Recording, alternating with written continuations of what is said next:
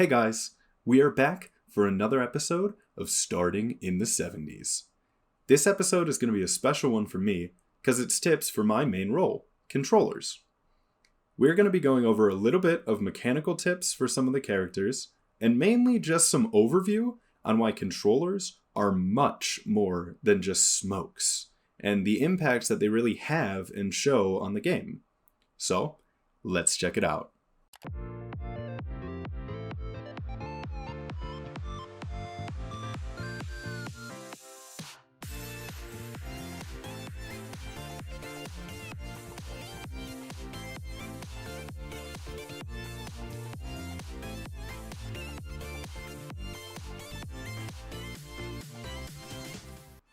To start things off, we're going to kind of dive into how controllers work. Because I believe, other than picking these characters because you need smokes, I think a lot of lower level players don't really get the role that controllers play in the game.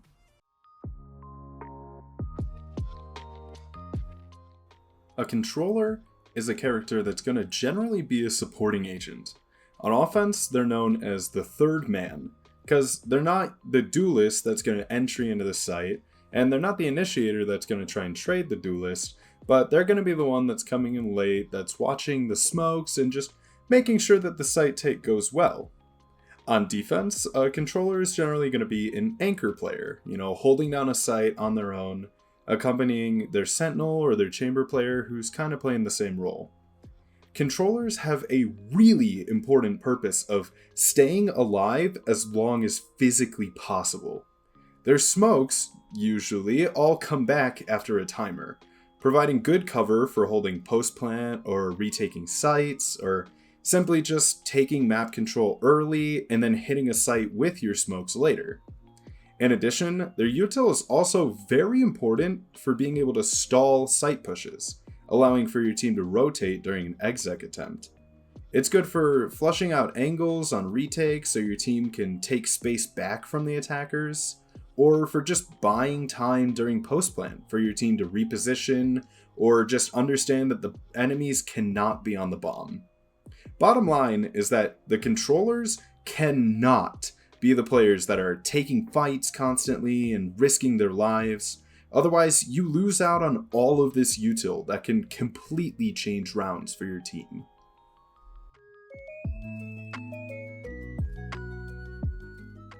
The next big question then is, well, if I'm supposed to be playing back and staying alive at every cost since my util is so good, how do I use it to make it effective?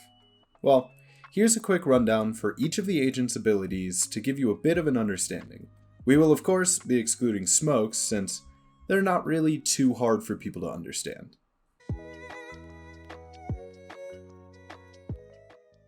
These two abilities are very good for clearing out space or just obstructing your enemy's movement. On offense, you can use them to clear out a corner that you think someone's going to be in. You can use them inside one of the smokes that you're placing down to make sure that the enemy's not going to retake earlier than you want.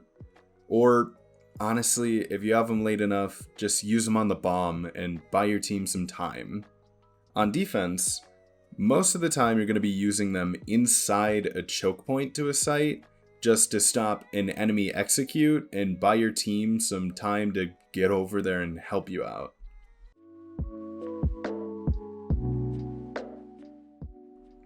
Brimstem is really good for increasing the tempo of your game and messing with the timing of your enemies. You can use it on offense whenever your team is about to hit the site so that you can just efficiently get in, get positions before the smokes fade, or you can use them when rotating out from one site to another.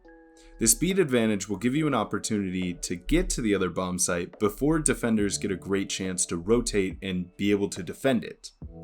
On defense, it's pretty much good for the same concept. If you're on one bomb site and your team is calling, hey, they're all here, drop a stim, get there quick, and make sure you can smoke to help your teammate out on the other site.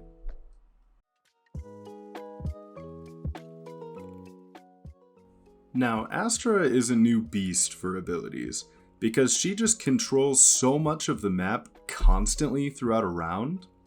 On offense, a good principle is that for a site execute, the concuss is pretty good for helping your team clear out common angles or corners that you can't really see that well. The pull is really good to use similarly to the Brim and Viper mollies, where you put it in a smoke and use it to stop enemies from going into the site before your team gets positions that they want. Defensively, your pull is great for using on a choke if the enemies are trying to execute to your site. The concuss is really useful for bomb planners.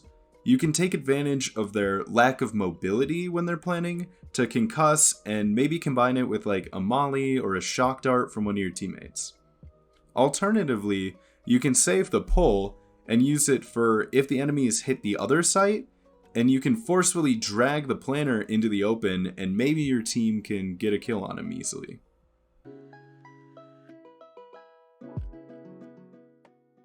And finally, we're moving on to the Omen util, starting with his blind. Now the Omen blind is a really good tool for hitting large groups of people or for simply just isolating space.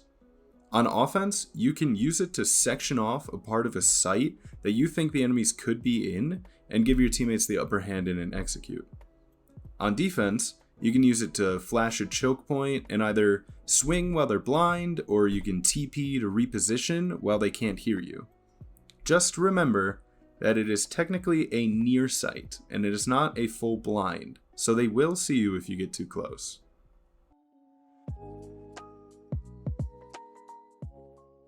And last but not least, we have the Omen TPs.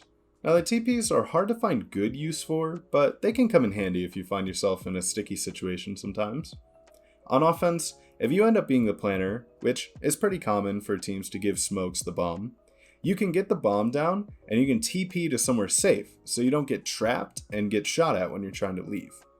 Alternatively, if you're lurking as Omen, you can use the TP to get past certain trips or alarm bots and get a good position on a flank.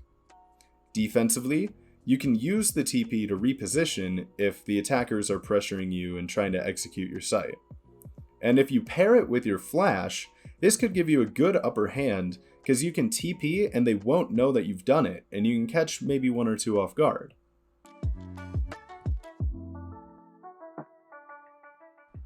And now that you know kind of what you should be doing as a controller, I wanted to look for some controller players that are the best at what they do in the world, so that you could check them out and see what they do in games that maybe you could take and bring into your own.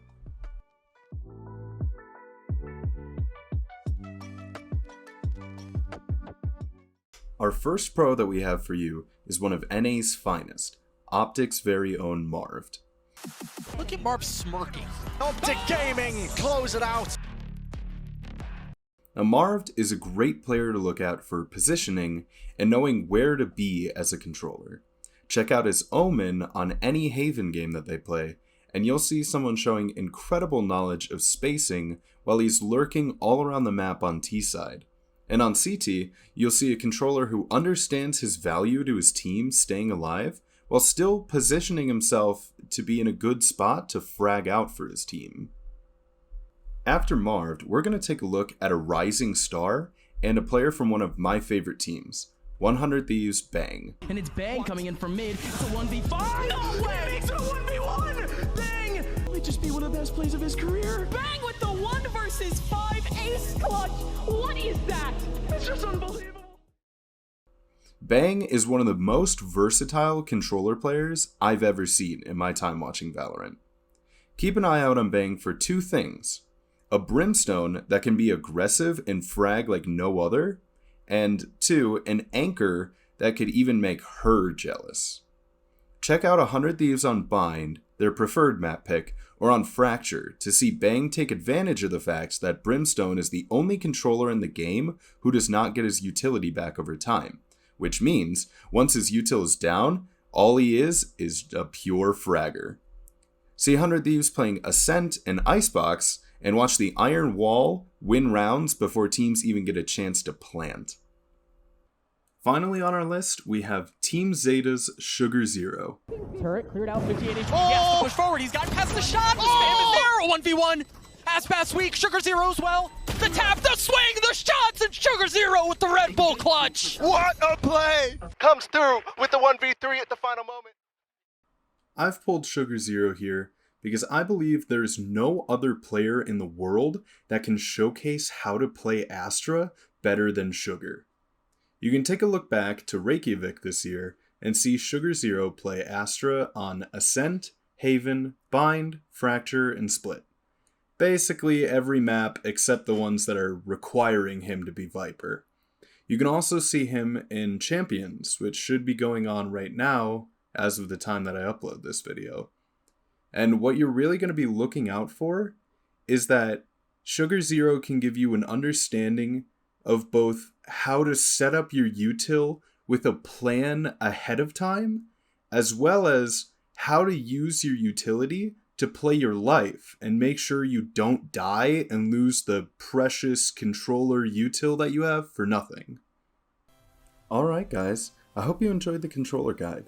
This one was a bit of a different format, but I certainly hope it gave you a better idea for how to play controllers and who might be a good reference if you need some help learning. If you liked the video, check out some of my other guides, or subscribe and stick around for the next one. Thanks for watching, and as always, have a great day.